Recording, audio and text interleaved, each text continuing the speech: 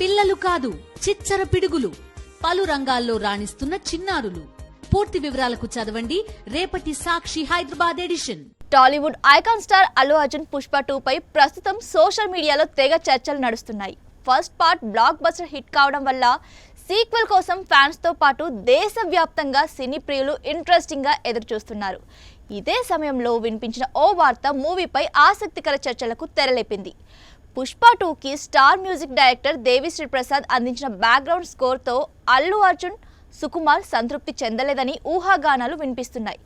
దీంతో director, hero background music బాధ్యతల్ని మరో స్టార్ కంపోజర్ తమన్కి ఇవ్వాలని భావించినట్లు తెలిసింది.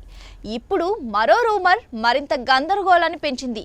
పాన్ ఇండియా మూవీ పుష్ప 2కి ముగ్గురు మ్యూజిక్ కంపోజర్లు బ్యాక్గ్రౌండ్ స్కోర్ అందించనున్నట్లు ఇప్పుడు టాక్ వినిపిస్తుంది. ప్రాజెక్ట్లోకి తమన్తో పాటు కాంతారా, మంగళవారం fame Ajaneesh Lokanath, Sam CS కూడా అడుగుపెట్టారట.